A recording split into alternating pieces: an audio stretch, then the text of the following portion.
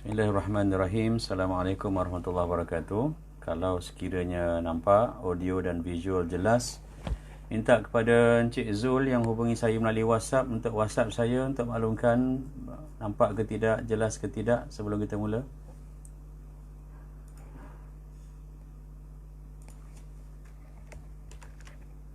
Encik Zul boleh tolong cek, ataupun admin, ataupun moderator, ataupun AJK, ataupun sesiapa sahaja. Terima kasih.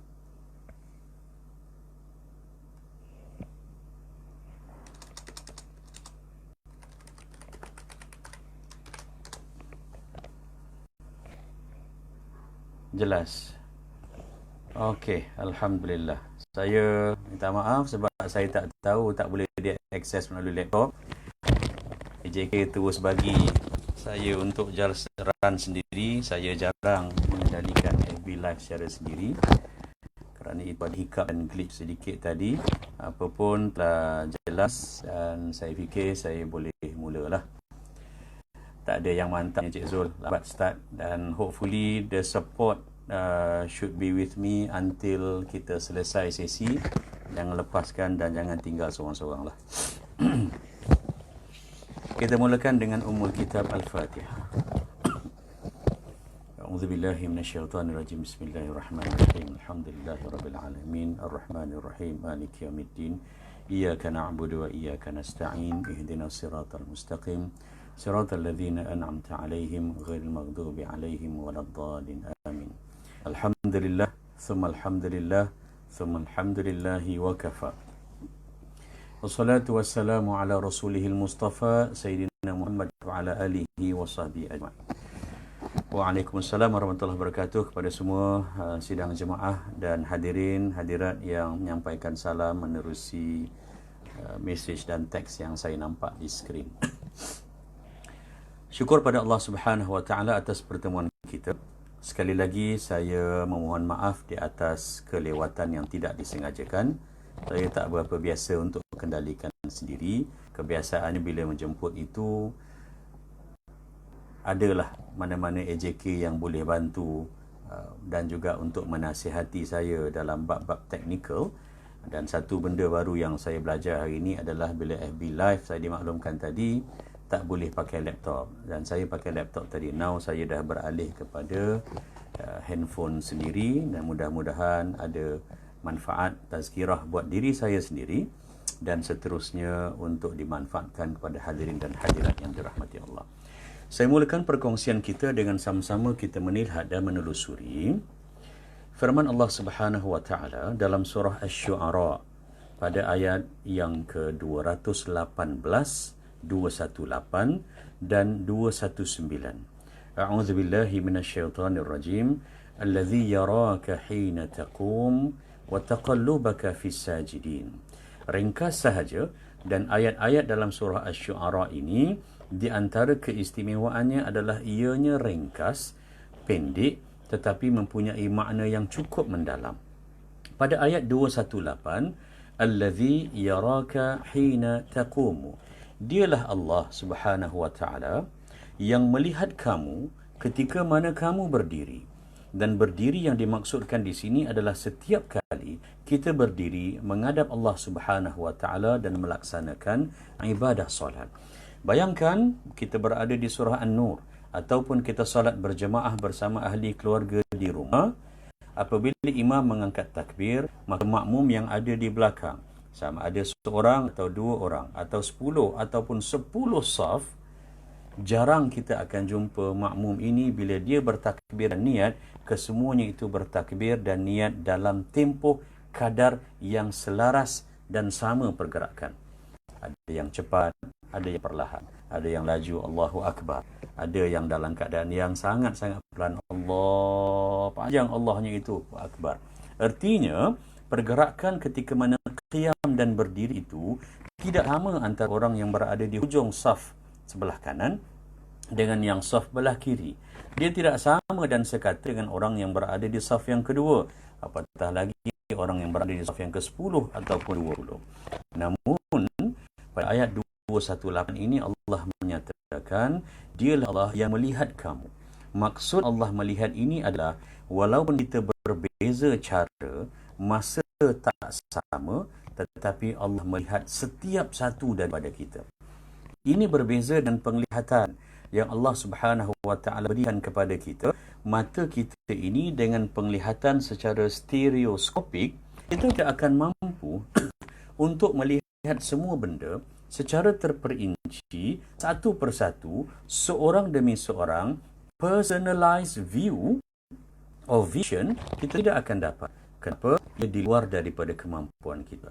Kalaupun kita diletakkan di mimbar ataupun diletakkan di hadapan surau, depan imam, berada di tempat yang tinggi untuk kita melihat semua jemaah yang ada sedang solat, kita pasti tidak akan mampu untuk melihat fi'il, perangai, pergerakan, tingkah laku setiap seorang daripada ahli jemaah. Tapi itulah kelebihan yang Allah Subhanahu wa taala nyatakan. Allah nampak apa yang kita lakukan ketika berdiri, walaupun ada seorang baru nak bertakbir, seorang baru nak betulkan lengannya, seorang baru nak betulkan tudungnya, di mana saf dia berada, depan atau belakang, kiri atau kanan, Allah lihat satu-satu. Pengajaran ringkasnya adalah jangan sesekali kita memperlekehkan ataupun merendahkan apa juga kebaikan dan ibadah yang kita lakukan. Kita mungkin tidak hebat. Orang lain melaksanakan qiyamul lail 1/3 malam, 2 jam, 2/3 malam, 4 jam atau lebih. Kita mungkin hanya mampu 30 minit, setengah jam, ataupun 15 minit, atau mungkin hanya 10 minit sebelum masuk waktu subuh untuk kita menyantuni qiyamul lail. Jangan ada rasa rendah diri. Pertama, kerana Allah Subhanahu wa taala melihat kebaikan ini bukan seperti mana manusia lihat.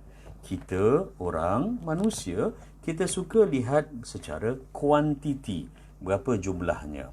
Kadang-kadang kita rasa rendah diri nak buat benda baik sebab orang lain buat kebaikan, orang bersedekah, orang membantu orang lain dan sebagainya dengan jumlah yang sangat besar. Kita tak mampu.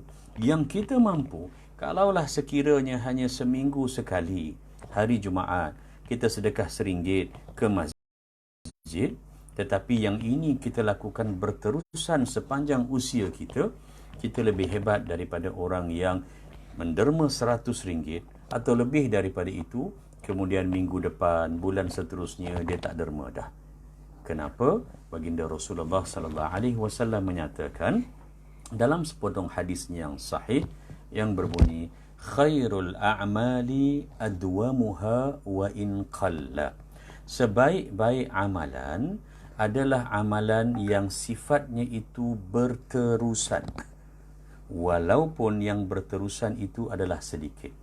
Allah melihat amalan kecil manapun kebaikan kita, kalau ianya adalah merupakan sifat kita dan kita buat secara berterusan, ia jauh lebih baik daripada orang yang menyumbang dengan jumlah yang banyak, tetapi sumbangan itu sifatnya bermusim, dia bersempena, dia ada sebab kerana majlis dan sebagainya. Kalau tak ada sempena, kalau tak kerana majlis, maka tidak ada apa-apa kebaikan yang dia buat. Maka teruslah kita untuk melakukan kebaikan, sebab walaupun ianya adalah merupakan kebaikan yang orang tidak tularkan. Macam program kita ni, saya lihat setakat ini ada 20 orang, 20 mata yang melihat. Walaupun sekiranya tidak ramai orang lihat, tidak ditularkan, dia tidak viral, dia tidak mempunyai ramai followers dan sebagainya. Kalau benda itu baik, maka baiklah ia di sisi Allah Subhanahu wa taala. Kalau sekiranya amalan itu amalan yang nampak hebat, jumlah kapasitinya besar, ramai orang lihat, dan kemudian di-viral dan ditularkan, dipopularkan, tetapi kalau ada kesilapan di mana-mana yang menjadikan dia bukan kebaikan, maka pada Allah ramai dan besar bagaimana sekalipun, ia tidak dikira sebagai kebaikan yang digandari. Allah sambung lagi pada ayat yang ke-219 dengan lafaz وَتَقَلُّبَكَ فِي السَّاجِدِينَ, surah Asy-Syu'ara, yang bermaksud Allah lihat ketika kamu mula berdiri masuk dalam solat, seorang ni berbeza dan sebagainya, setiap seorang itu Allah nampak.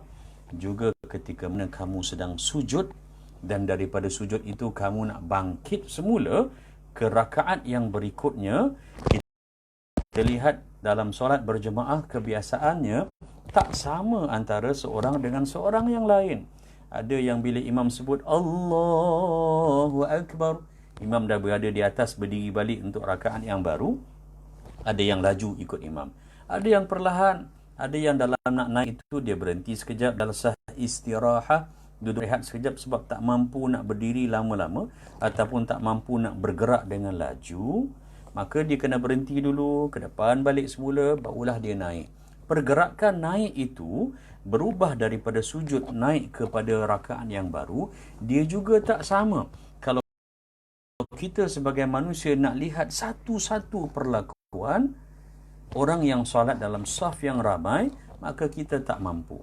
Tapi Allah Subhanahu Wa Taala menyatakan, walaupun kita ini bagaimana sekalipun, Allah Subhanahu Wa Taala melihat kita. Kerana itu, muslimin muslimat yang dirahmati Allah, hadirin hadirat sidang jemaah secara dalam talian ataupun secara maya, Surau An-Nur, Fasa 3A, Bandar Seremban Selatan yang dirahmati Allah sekalian. Antara yang ingin kita kongsikan pada ruang dan ringkas masa yang ada pada hari ini adalah untuk melihat bagaimanakah tips ataupun panduan, cara-cara yang boleh menjadikan kita meningkatkan tadabbur terhadap Al-Quran.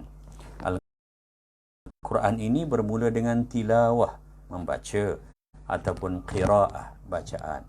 Kemudian kita lihat terjemahan, dan kemudian kita lihat pada tafsiran ayat-ayat, dan penghayatan itu yang dipanggil sebagai tadabbur. Subhanallah, bagaimana kita nak mentadabbur Al-Quran, artinya yang kita baca itu jelas terpasak dalam diri kita dan menjadikan kita memuliakan Al-Quran itu. Kita ikut apa yang pernah ditinggalkan oleh Rasulullah sallallahu alaihi wasallam. Yang pertama, dalam sepotong hadis sahih diriwayatkan oleh sahabat Nabi yang bernama Abi Dzar, an Abi Dzar radhiyallahu anhu, daripada Abi Dzar radhiyallahu anhu, anna Rasulullah sallallahu alaihi wasallam, sesungguhnya Nabi Muhammad sallallahu alaihi wasallam, qama bi ayatin, pada suatu malam Abu Dzar ini dia ikut Nabi berqiyamul lail, dan dalam banyak hadis-hadis sahih kalau kita lihat adalah suatu kebiasaan para sahabat dapat ikut Nabi sallallahu alaihi wasallam melaksanakan qiyamul lail pada waktu malam. Dan dalam hadis sahih ini giliran Abu Dzar, dia kata qama, Nabi bangkit melaksanakan qiyamul lail, dan pada 1/3 malam yang akhir itu, sekitar lebih kurang 2 jam anggaran lebih kurang, Nabi mengisi malam qiyamul lail itu selain daripada solat, Nabi isikan dengan biayatin, membaca hanya satu ayat. Kadang-kadang kita rasa rendah diri kan, Allah, orang tu hebat, pandai dengan pelbagai tarannum lagunya, dengan bayatinya, dengan hijaz, dengan jiharkah dan sebagainya. Kita ini sangkut-sangkut kalau baca, ataupun nafas tak panjang dan sebagainya. Tapi Nabi, walaupun keseluruhan 6,236 ayat Al-Quran itu ada di dalam dirinya dan dihafal, dia lebih tahu daripada semua sahabat, Nabi pernah mengisi malam qiyamul lail hanya dengan satu ayat. Dan kata Abu Dzar, yuraddiduha hatta asbaha. Apa yang berlaku? Nabi Muhammad sallallahu alaihi wasallam dia ulang dan ulang ayat ini, satu ayat saja, hinggalah masuk waktu subuh. Subhanallah. Nabi boleh baca ayat lain. Kadang-kadang kita perlekehkan orang, lepas solat, lepas surah Al-Fatihah, baca ayat pendek-pendek je, bacalah panjang sikit. Kadang-kadang kita rasa macam orang baca ayat pendek ni macam kuranglah berbanding dengan orang lain yang menghafaz ayat-ayat yang besar. Tapi Nabi tidak segan untuk menunjukkan contoh kepada kita. Nabi baca satu ayat, dan ayat ini kata Abu Dzar, Nabi ulang dan ulang baca ayat yang sama sampai masuk waktu subuh. Dan ayat itu kata Abu Dzar, wahiya qauluhu ta'ala, Ayatnya adalah firman Allah Subhanahu wa taala, in tu'adzibhum fa innahum 'ibaduk wa in taghfir lahum fa innaka antal azizul hakim. Yang bermaksud, sekiranya kamu ya Allah, kalau kamu nak memberikan azab siksa kepada mereka, maka itu adalah hak mutlak kamu, kerana mereka itu adalah hamba-Mu. Kita ini semua hamba Allah. Kalau Allah nak siksa kita, Allah tidak perlu minta izin kepada kita. Allah terus berikan azab siksa kepada manusia. Wa in taghfir lahum, dan kalau engkau mengampunkan dosa mereka ya Allah, fa innaka, sesungguhnya engkaulah, anta, kamulah, engkaulah ya Allah, al-aziz, yang maha perkasa, al-hakim, yang maha bijaksana. Subhanallah, Nabi ulang ayat ini daripada mana? Rujuk dalam Al-Quran, lihat dalam surah Al-Ma'idah pada ayat yang ke-118. 118. Dalam ayat ini, Nabi ulang ada banyak sebab. Secara ringkas, pertama, ayat ini tentang azab siksa. Allah Subhanahu wa taala berhak untuk mengazab siksa sesiapa saja. Hak Allah. Artinya di dunia ini siapa buat salah, Allah boleh azab. Cuma kadang-kadang kita hairan, ada orang dia buat banyak kesalahan di dunia, tapi Allah tidak berikan, seakan tidak memberikan balasan yang manusia lain boleh nampak dan lihat dengan mata kasar mereka. Ada masanya Allah tangguhkan, ada masanya Allah Subhanahu wa taala mengampunkan. Kedua, Nabi sifatnya amat menyayangi, mencintai, belas ihsan terhadap kita. Siapa kita? Kita ini umat Muhammad yang lemah, yang banyak buat salah, yang dah diberikan ingatan, buat lagi kesalahan, yang banyak diberikan amaran dan nasihat, kita ulang lagi kejahatan dan kekurangan. Banyak sangat kekurangan dan keburukan kita, tapi Allah sifatnya itu maha pengampun. Rajin-rajinkanlah diri kita, jangan malu untuk setiap hari memohon ampun kepada Allah Subhanahu wa taala. Kenapa Nabi ulang sebegini? Pertama, bila kita ulang ayat, kita pilihlah mana-mana ayat, dan Nabi pilih surah Al-Ma'idah ayat 118, diulang ayat yang sama banyak kali. Pertama, dia akan menjadikan kita benar-benar faham terjemahan dan tafsiran ayat. Kedua, ia menjadikan kesan yang positif dalam hati kita. Kenapa mak dan ayah kita sentiasa kadang-kadang tegur kita tiap-tiap minggu ataupun tiap-tiap hari, tegur kita benda yang sama? Kerana kalau benda itu tidak penting, maka mak dan ayah kita tak akan ulang dan ulang teguran. Pengulangan di dalam agama, pengulangan di dalam kita tadabbur dan juga berkomunikasi dengan Al-Quran, fungsinya untuk dia berbekas dalam hati. Fungsinya untuk meningkatkan keimanan kita kepada Allah Subhanahu wa taala. Itu cara yang pertama untuk meningkatkan tadabbur berdasarkan apa yang dilakukan oleh Rasulullah sallallahu alaihi wasallam, iaitu dengan melakukan teknik pengulangan. Biarlah kita banyak hafal ayat-ayat Quran pun tidak salah. Kalau masa qiyamul lail, selain daripada solat, kita gunakan ruang juga untuk mengulang ayat yang sama agar benar-benar rasa dalam diri kita. Yang kedua, apa yang dilakukan, tips ataupun panduan untuk kita mempertingkatkan tadabbur Al-Quran, penghayatan Al-Quran, adalah menerusi cara baginda sallallahu alaihi wasallam, menerusi hadis sahih yang diriwayatkan oleh sahabat Nabi yang bernama Hudzaifah radhiyallahu anhu. Dalam hadis Hudzaifah ini dinyatakan ada 3 metod, 3 cara untuk meningkatkan tadabbur yang Nabi pernah buat. Hudzaifah menyatakan, kana Rasulullah sallallahu alaihi wasallam, adapun Nabi Muhammad sallallahu alaihi wasallam bila dia baca Quran, yaqra'u mutarassilan. Nabi akan baca Al-Quran itu dengan menunjukkan adanya tindak balas. Bila Nabi baca Quran, Nabi bawa sekali ada reaksi. Bahasa Inggerisnya reaction. Nabi zahirkan ada respon daripada Nabi sendiri selaku orang membaca Quran ataupun bila kita dengar orang lain membaca Al-Quran. Respon yang bagaimana? Kata Hudzaifah menceritakan perlakuan Nabi bila Nabi berkomunikasi dengan ayat Al-Quranul Karim. Pertama, idza marra bi ayatin fiha tasbih sabbaha. Bila Nabi SAW sampai dan lalu ataupun baca ayat-ayat yang di dalamnya itu ada lafaz tasbih.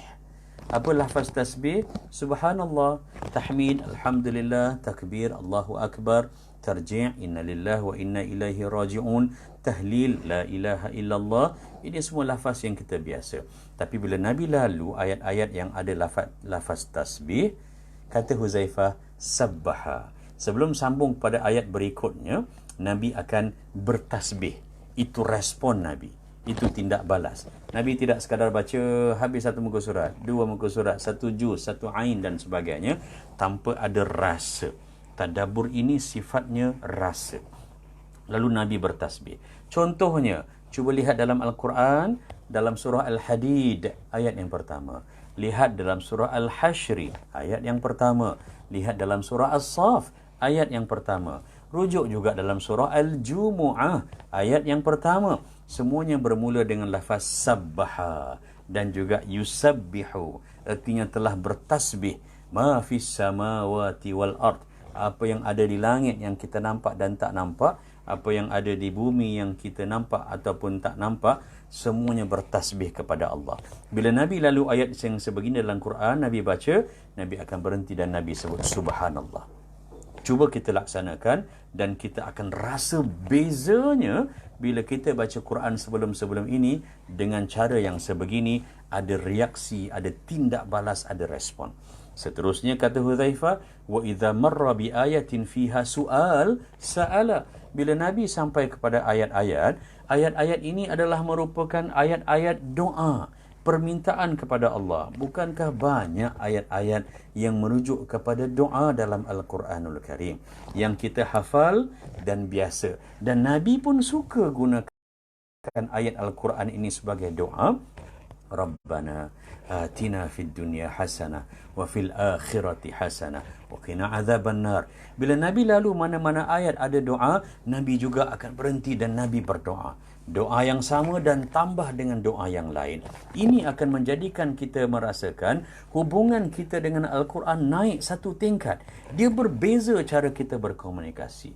Cuba kita perhatikan, kalau kita bercakap dengan jiran kita ataupun jemaah surah An-Nur yang sama dengan kita kawan-kawan, berdua, bertiga, berempat dan sebagainya.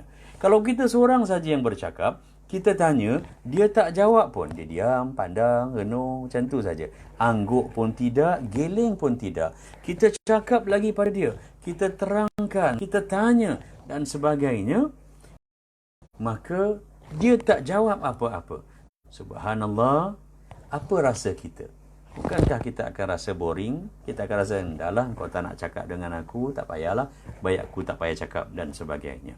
Lalu begitulah kita dengan Al-Quran. Nak wujudkan mood, rasa, feeling, seronok dan semangat kepada ayat Al-Quran. Nabi lalu ayat-ayat ada doa, Nabi pun berdoa. Yang ketiga kata Hudzaifah dalam hadis ini, wa idza marra bi ayatin fiha ta'awudz ta'awadha. Bila Nabi lalu dan sampai kepada ayat-ayat Al-Quranul Karim yang di dalamnya ada lafaz tentang memohon perlindungan dari Allah Subhanahu wa taala, ayat-ayat tentang azab siksa, cerita pasal neraka Jahannam dan sebagainya yang memerlukan kita mohon untuk berlindung kepada Allah, Nabi akan berhenti lepas baca ayat itu. Sebelum sambung dengan ayat yang lain, Nabi akan menyebutkan lafaz ta'awuz sekurang-kurangnya, a'udzubillahi minasyaitonirrajim. Rujuk antaranya surah Al-A'raf. Lihat pada ayat yang ke-179, iaitu bunyinya walaqad dzara'na li jahannam. Mulanya, Allah, kami campakkan banyak di kalangan jin dan manusia ke dalam neraka Jahannam. Takut mendengar neraka Jahannam, lalu kita sebut a'udzubillah, mohon perlindungan daripada Allah Subhanahu wa taala. Ini yang dilakukan oleh baginda sallallahu alaihi wasallam. Dalam hadis yang lain, Cara seterusnya untuk meningkatkan tadabbur iaitu Nabi mengiyakan, Nabi menyetujui dan Nabi bagi respon sebagai tanda setuju dengan ayat-ayat Al-Quranul Karim yang dia baca ataupun yang didengar orang lain baca. Antaranya dalam surah At-Tin, Wat-Tini Waz-Zaitun, ayat yang akhir itu alaisallahu bi ahkamil hakimin. Dalam sepotong hadis riwayat Abu Dawud, ada para muhadithin yang menyatakan hadis ini sahih ataupun hadis hasan, iaitu disebutkan tentang bila Nabi SAW bacakan ayat ini ataupun dengar alaisallahu bi ahkamil hakimin, Nabi akan sebut bala wa ana ala zalika minasyahidin. Tak mampu hafal semua, sebut bala sahaja pun tak mengapa. Bala maknanya adalah memang iya, memang benar ya Allah, betul apa yang kau kata ini ya Allah. Bayangkan kalau kita sedang bersembang dengan kawan kita kan, kita ceritakan tentang suatu perkara, kemudian kawan kita kata betul ke? Betul lah kau cakap. Apa kita rasa? Kita menyampaikan suatu perkara, kemudian kawan kita mengiyakan, kawan kita betul, aku setuju dengan kau cakap, memang betul tu. Subhanallah, kita merasakan maklumat yang kita sampaikan itu ianya berfaedah, ianya bermanfaat dan sebagainya. Begitulah juga bila Nabi sampai pada surah Al-Qiyamah.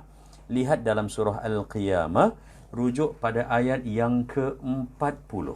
Al-Qiyamah ayat yang ke-40. Terima kasih pada rakan-rakan yang bantu untuk mengulang apa yang saya nyatakan ini dan disebutkan di dalam ruang komen. Subhanallah, anda hebat, anda memang hebat. Nabi mengiyakan pertanyaan dalam surah Al-Qiyamah pada ayat yang ke-40, alaysa dhalika biqadirin ala an yuhyiyal mauta.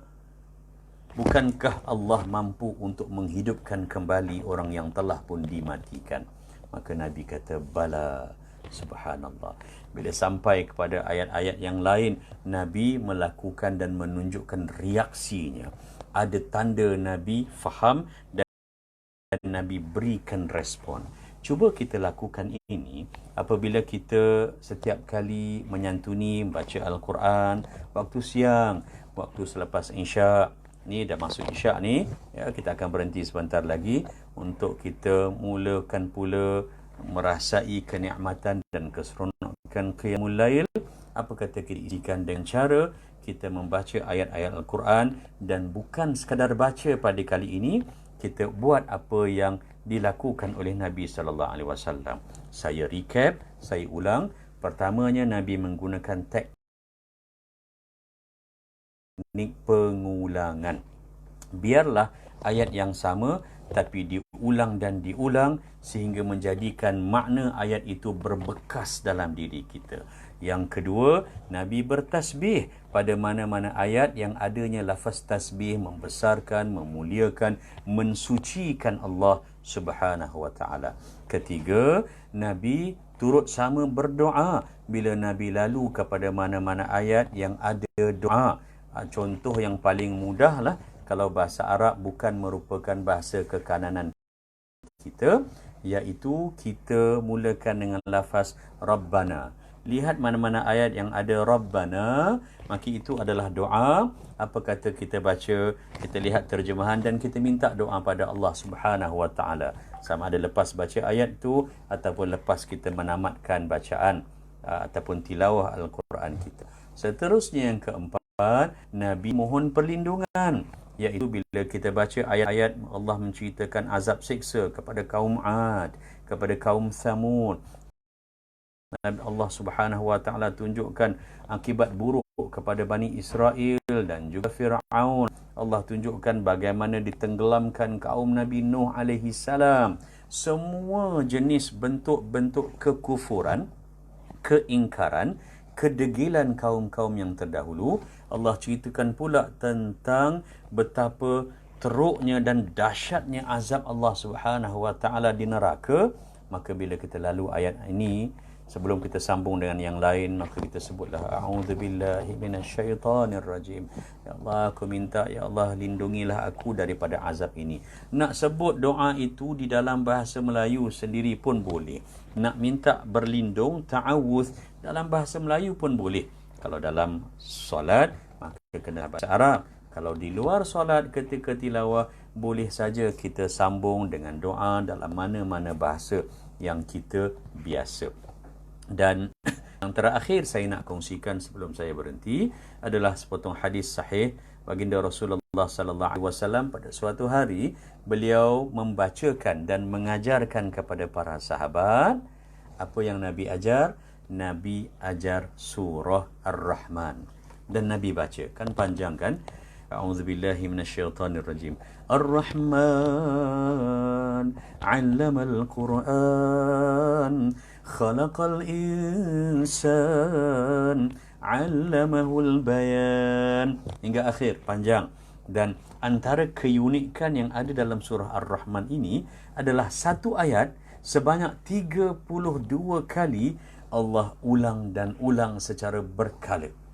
Iaitu ayat فَبِأَيِّ آلَاءِ رَبِّكُمَا تُكَذِّبَانِ, yang bermaksud, maka nikmat Allah yang mana lagi yang kamu nak dustakan ataupun yang kamu berdua nak ingkari. Yang dimaksudkan dengan kamu berdua di sini adalah satu, kita manusia, dan yang keduanya jin. Dalam itulah ada iblis, ada syaitan dan sebagainya. Allah tanya kepada kita dua-dua ini, jin dan juga manusia, nikmat yang mana satukah yang kamu nak dustakan? Bila Nabi baca ayat ini, surah Ar-Rahman, dan Nabi ulang, فَبِأَيِّ آلَاءِ رَبِّكُمَا تُكَذِّبَانِ, ulang dan ulang, sampailah habis ayat ini Nabi baca. Nabi pandang kepada para sahabat. Nabi lihat para sahabat daripada awal sampai sudah, semua sahabat yang mendengar diam, tak cakap apa-apa. Dan apa kata Nabi dalam hadis sahih ini? Kata Nabi, "Mali arakum sukutan." Kenapa aku lihat kamu semua sukutan, diam, tak bercakap apa-apa? Kamu tak ada respon ke? Tak ada tindak balas ke? Langsung tak terdetik, tak ada reaksi ke dalam diri kamu bila aku baca dan aku ulang 32 kali ayat yang sama? Sebab sahabat semua diam. Lalu Nabi sambung lagi dengan lafaz sabdanya, lal jinnu, kalaulah jin. Artinya Nabi pernah bacakan surah Ar-Rahman ini kepada jin.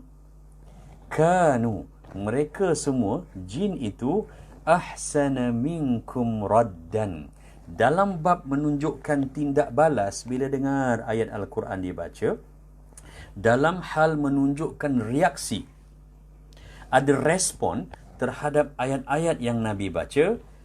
Nabi kata, golongan jin lebih hebat daripada kamu, wahai para sahabat ataupun manusia. Jin lebih hebat daripada kita. Sebab jin bila dengar bacaan Al-Quran, maka jin selalu menunjukkan tindak balas dan reaksi.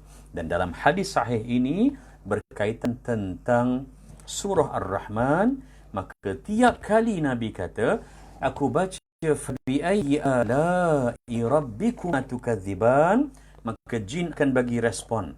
Apa jawapan jin? Dirakamkan dalam hadis Nabi ini. Kata jin, wallahi wala syai'in min ni'amika rabbana nukadzibu, yang bermaksud, ya Allah, satu pun nikmat yang kamu bagi, tak ada satu pun yang kami dustakan.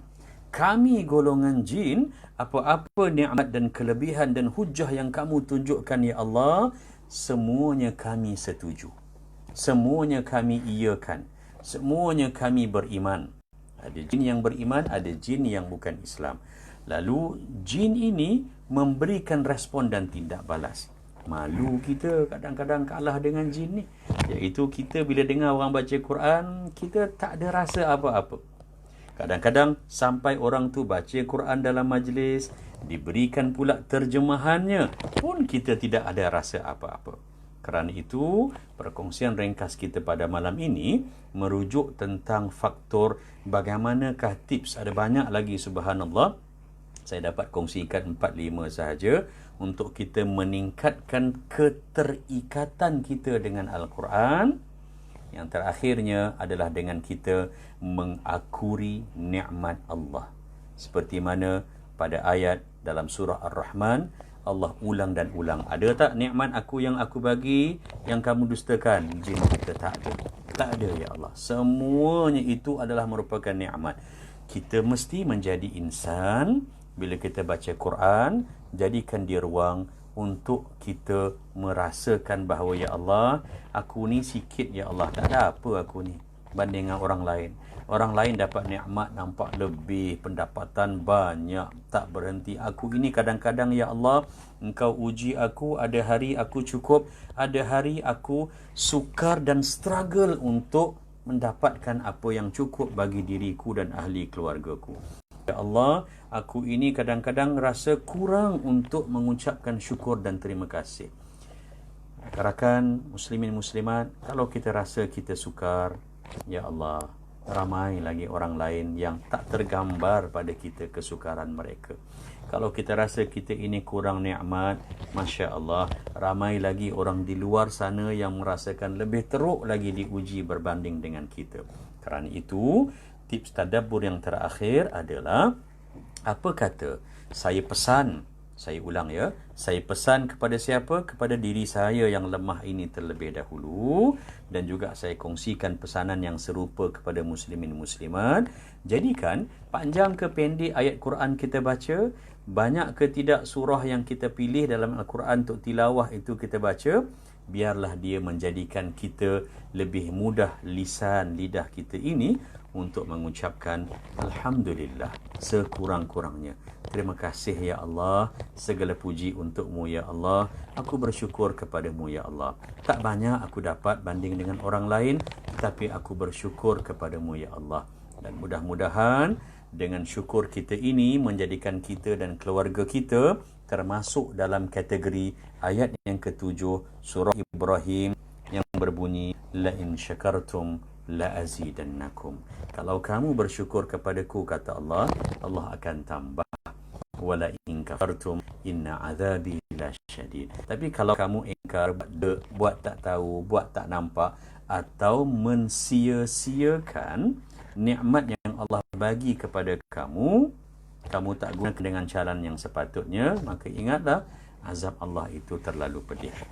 Terima kasih kepada Cik Zul, kepada semua jawatan kuasa Surau An-Nur Pasar 3A Bandar Seremban Selatan atas undangan yang diberikan kepada saya yang berada di Shah Alam ini. Doakan subhanallah Puan Nur Azlina, doakan istiqamah untuk baca Quran, doakan alhamdulillah, dan juga jangan lupa untuk doakan saya juga. Kadang-kadang semua orang minta ustaz untuk doakan dia, tak ada orang nak doakan ustaz. Jadi sama-samalah kita saling doa mendoakan antara satu sama lain. Yang terbaiknya masa PDP ni atau dalam sesi PKP ni, PDP sekolah lah anak-anak kita kan. Dalam sesi PKP ni kita kurang ataupun jarang dapat jumpa kawan-kawan, jiran-jiran dan sebagainya. Kita jarang bertemu mata. Apa kata saya cadangkan tentang doa tadi, kita perbanyakkan untuk mendoakan jiran-jiran kita. Doakan orang yang ada kiri, kanan, depan, belakang, atas, bawah rumah kita. Doakan mereka yang mungkin kita tegur dia pun tak pernah, dia sapa kita pun tak pernah. Tapi kita tahulah dia duduk dekat kawasan yang sama dengan kita. Doakan kebaikan dengan mereka. Kenapa? Sebab dalam sepotong hadis sahih baginda Rasulullah sallallahu alaihi wasallam menyatakan, "Ma min 'abdin muslimin", tidak ada mana-mana seorang hamba yang muslim, kitalah insya-Allah yang beriman kepada Allah, yad'u li akhihi, dia ni sebagai seorang Islam, dia mendoakan kebaikan untuk saudara seislamnya, yang rapat ke tak rapat, sedara ke tak sedara, saudara seislam, dia doakan kebaikan untuk saudara seislamnya, bizharil ghaibi, dalam keadaan orang yang didoakan tu tak tahu pun. Orang tu tak tahu yang dia didoakan kebaikan oleh jiran sebelah rumahnya.